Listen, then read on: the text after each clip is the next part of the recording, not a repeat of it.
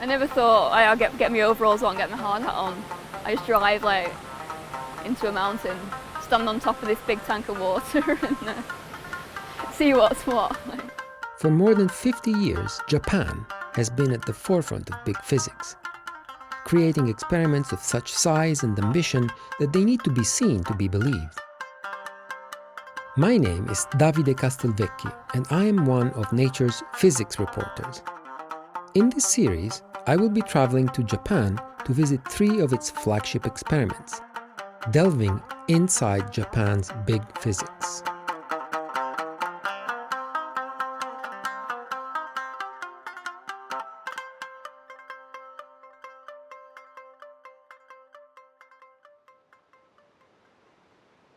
This is Kamioka, a tiny village nestled in the shadow of Mount Ikeno in Gifu Prefecture, Japan. It is an unassuming village, but there is more than meets the eye. It is home to the control center of the Kamioka Observatory and the world's largest neutrino detector, Super-Kamiokande, located under the neighboring mountain. Neutrino is one of the elementary particles. Sometimes we call the neutrinos ghost particles. That means neutrino travel in light speed everywhere.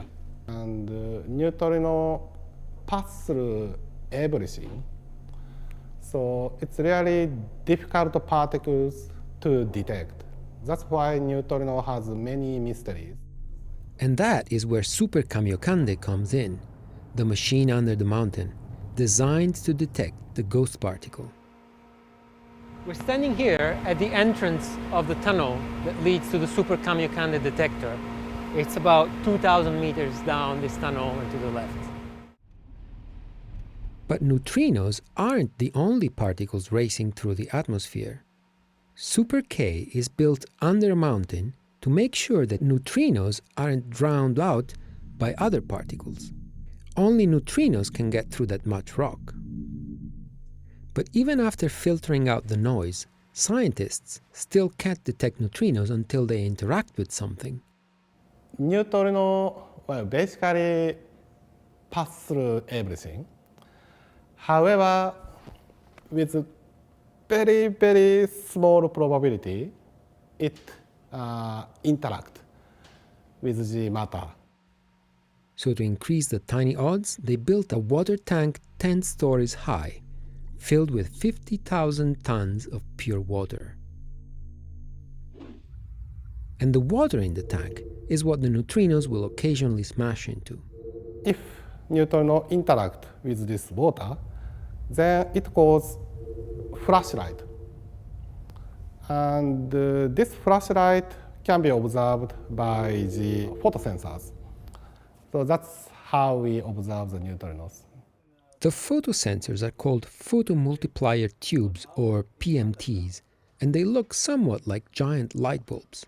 They are so sensitive they could spot a candle on the surface of the moon. So this is one of the photomultiplier tubes.